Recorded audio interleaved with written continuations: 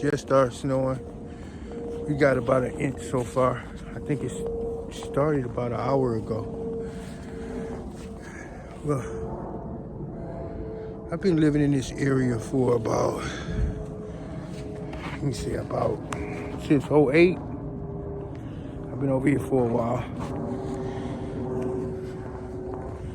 It's a good community, but some parts of it is really jacked up. Here's my fire pit.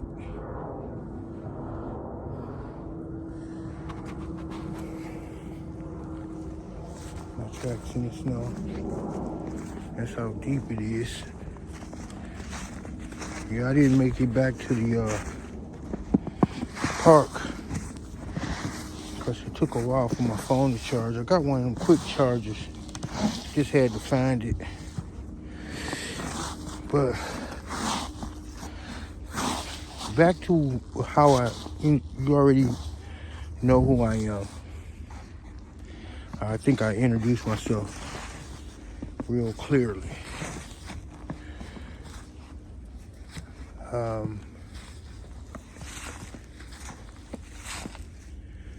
little bit on my background of how I grew up. I grew up in a spot. Today the kids call it Trap House. Big Mama, my grandmother, raised an after-hour joint. And my uncle,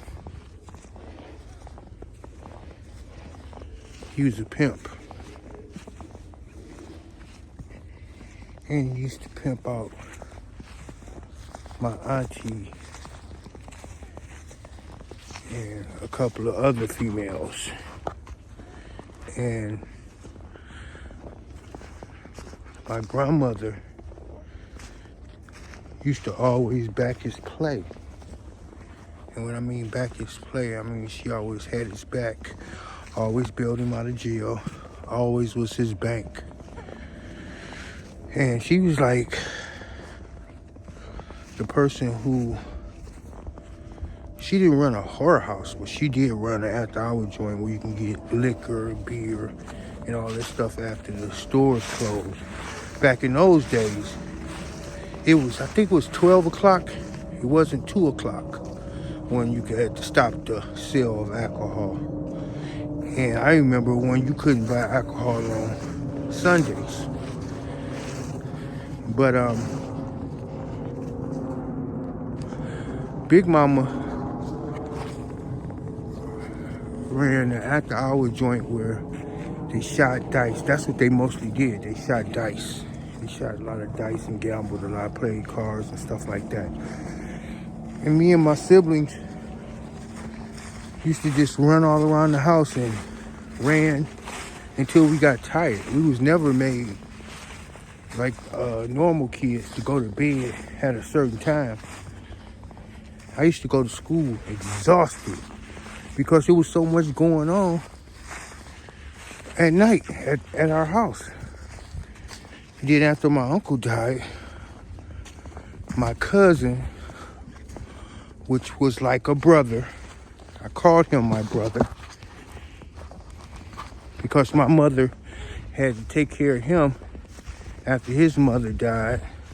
So she called him her son, and I called him,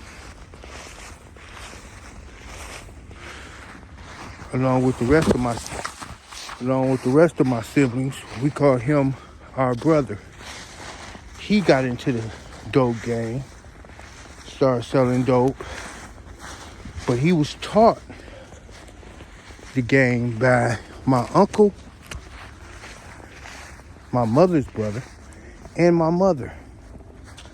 She was also a drug dealer and a couple of other things that I wouldn't say. She's not here today. I miss her so dearly. I lost her about almost 9 years ago. It's a real sad story, and I'll probably tell you that too. But she sold drugs along with my cousin brother, because she was really my cousin. But he became our brother. That's different from, having strangers become your cousin. That's, to me, is better. But, yeah, he started selling drugs in our house. And my grandmother backed him until she passed. She's been gone quite a while. I was always her favorite. And it made me a little spoiled. I have to say, I was a spoiled kid. I got the things I wanted, and I did some of the things that I wanted to do. A lot of things that I wanted to do. More than regular kids. So by me staying up all hours of the night, gave me an attitude where I thought I was grown.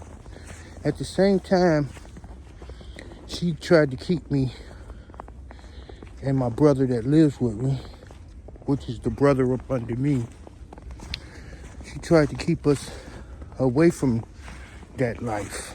But we lived in the life. We lived in everything. We knew all the street thugs and the dope dealers because our brother had that reputation. Both of our brothers.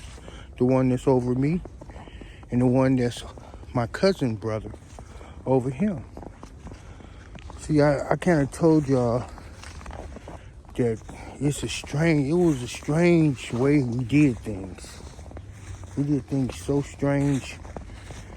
You wouldn't even know who our biological brother was and wasn't, because we called each other brother, because we were that close. And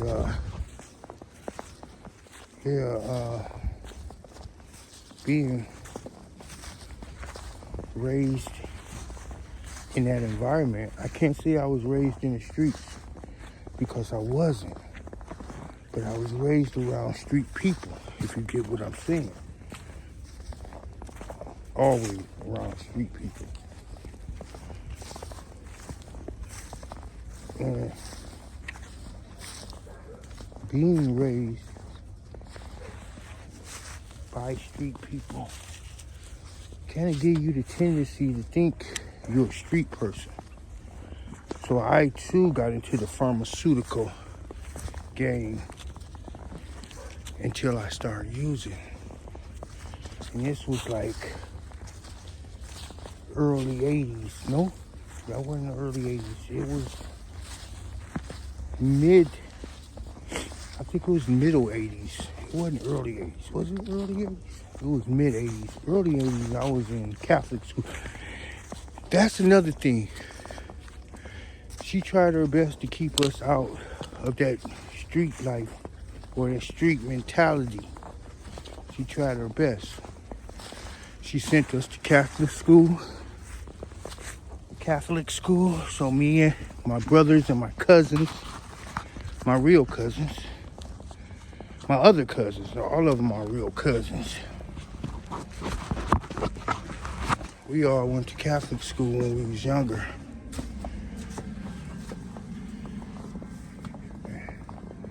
So she tried her best to keep us away from that element. But yet we knew more than everybody knew. Even when I was a child, she moved me to Georgia. We moved to Georgia, LaGrange, Georgia.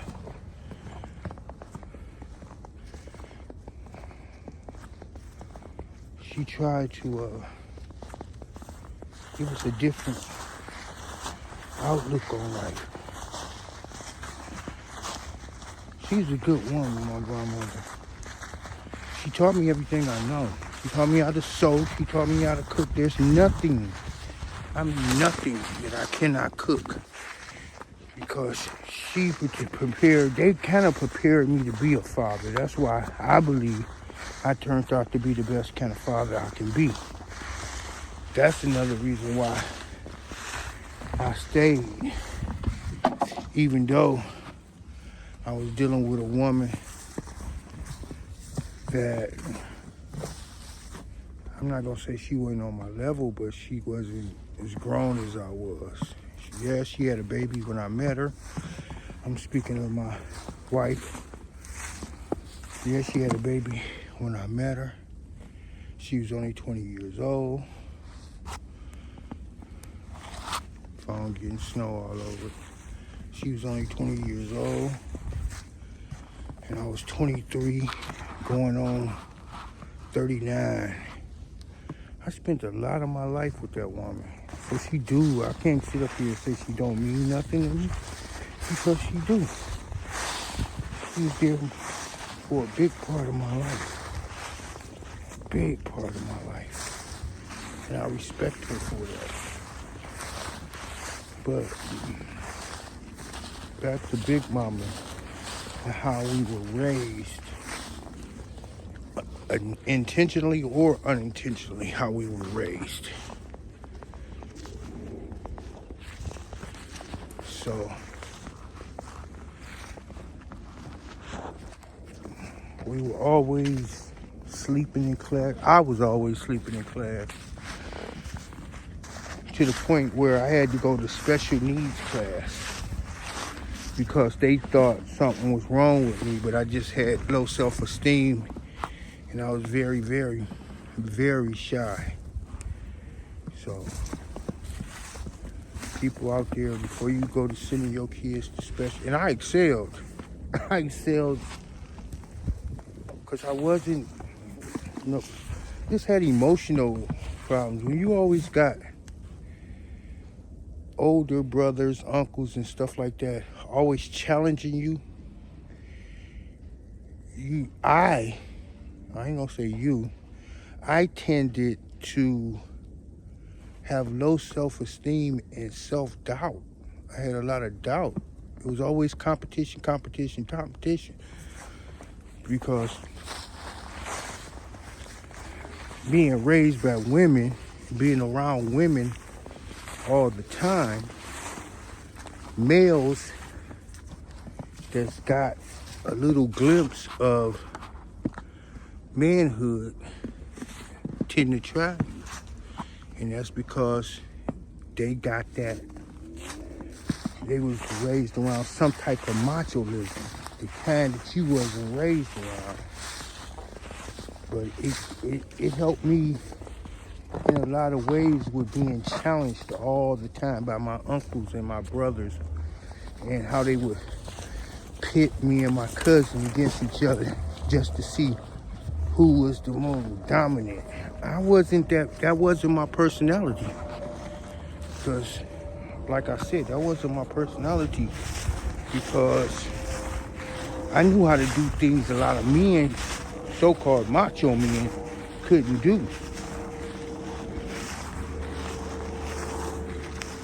And that's because the women in my life. The women in my life prepared me to be a father. They didn't prepare me, like nowadays, you hear on the internet how men are sassy and all that other kind of stuff. They being raised to be like their mothers and all that other stuff.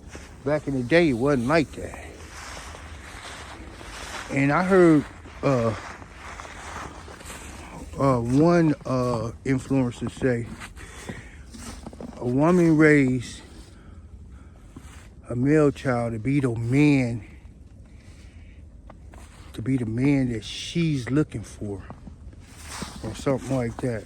I disagree with that.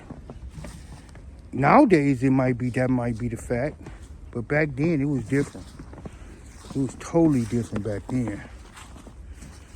Back then, the women in my life showed me how to love and how to be loved. How to love from the example on how they love their man, and what a woman's supposed to do. What a woman's supposed to do for a man, the position that woman plays for her man. Back in the day, when the men was looking at Fred Williamson, the women was looking at him too. back in the day, we can't compare. Just like for instance, my daughter. I can't make my daughter or my sons, especially my boys, I can't make them love like I love their mother. But they seen love. They seen true love. Because I truly loved my wife. I'm going to say it like this. I was truly in love with my wife. I still love her. It's just a different type of love. I have love for her. And I'm pretty sure she has love for me. Our problem is,